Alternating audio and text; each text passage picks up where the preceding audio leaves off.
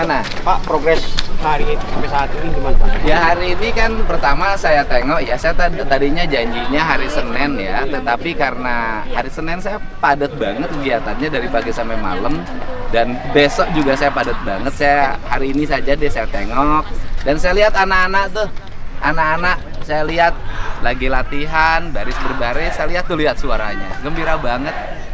Saya mau ngecek makanannya hari ini, dipastikan gizinya cukup, dan saya mengecek bagaimana kondisi hari ini mereka ya. Pak, bagaimana dengan mulai bermunculnya kontroversi tentang ini Pak? Setiap perbuatan yang bertujuan demi kebaikan dan kebangsaan, nasionalisme di Indonesia itu sudah terbiasa.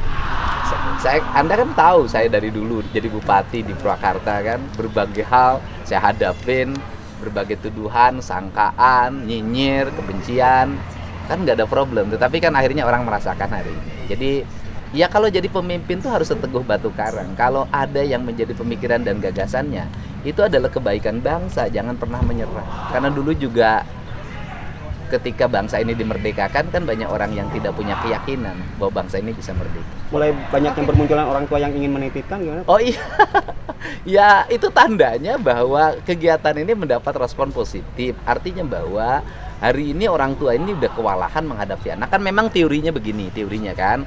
Anak yang mengalami kenakalan, kalau itu kriminal maka lewat peradilan anak. Kemudian nanti lewat pembinaan, taruhlah misalnya lembaga tempat penitipan anak lah, kita nggak nyebutnya LP ya, lembaga tempat penitipan anak untuk dilakukan pembinaan. Itu kan yang berproses kriminal berdasarkan peradilan. Tetapi kan banyak yang tidak berproses kriminal, tetapi nakalnya nggak pernah berhenti.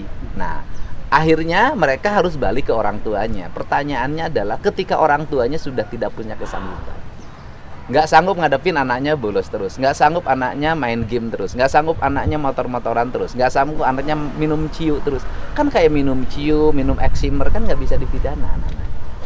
Kan itu. Nah, ini kan harus ada orang yang menangani ya. Saya termasuk dan Pak Bupati Purwakarta dan bupati-bupati lain, wali kota seluruh Jawa Barat hari ini sudah mempersiapkan sanggup menangani dengan bekerja sama dengan TNI. Nah, bicara persoalan TNI itu kan mendidik anak-anak itu bukan baru.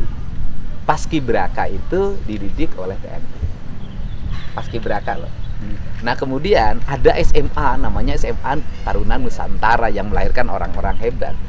Ternyata di dalamnya kurikulum pendidikannya TNI dan TNI mengajar di dalamnya. Jadi bukan masalah baru, tetapi yang tidak boleh kan diajarin teknik perang. Diajarin gini, pelajaran PBB itu kan pelajaran di sekolah. Dan yang bagus PBB-nya ya TNI dong. Kemudian pendidikan jam 8 tidur, itu kan pendidikan yang ideal. Bangun jam 4, bangun jam 5, terus mandi, bereskan ruang kamar mandinya, bereskan ruang tidurnya, terus sholat subuh, terus salapan, terus olahraga. Apa sih problemnya? Kan gitu. Nah, kemudian jam makan, cara makannya, mereka belum dididik tuh di rumahnya bagaimana cara makan, bagaimana meletakkan piring, bagaimana meletakkan garpu, bagaimana meletakkan sendok, bagaimana makan tidak sambil ngobrol, makan tidak bersuara, bagaimana suara sendok, piring dan garpunya tidak berbenturan treng treng treng. Nah, itu kan tentara ngajarin cara makan, sehingga nanti mereka ketika jadi orang besar, jadi pengusaha, jadi siapapun, ketika makan nggak ditengokin orang gara-gara gitu loh. Nah, ini pendidikan. Nah, pendidikan ini nggak dapat. Saya dapat pendidikan ini lama gitu loh. Saya lama dapat pendidikan ini, ngerti etika seperti ini karena bapak saya pensiunan tentara. Disiplin hidup saya memang polanya pola disiplin tentara. Kalau ini selama 3 hari melihatnya seperti apa pembekalan di sini, dan selain melihat makanan nantinya seperti apa, akan melihat apa lagi nih? Iya, melihat perkembangan mereka lah, bagaimana keadaan hari ini. Dulu mereka sulit tidur. Nah, hari ini mereka sudah bisa tidur jam 8 enggak?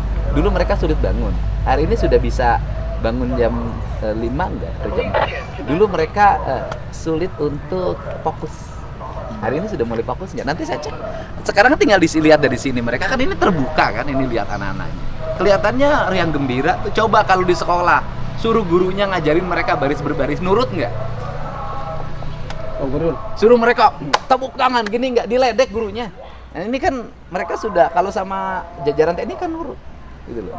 Daerah mana aja? Tindak lanjut daripada SMP nih sekarang, apa persiapan untuk sekolah yang lainnya? Ya, kan satu SMP ya, SMA sudah mulai kan di Rindam hari ini, sudah mulai SMA, dan nanti di setiap kabupaten kota ada jenjang untuk SMP dan SMA.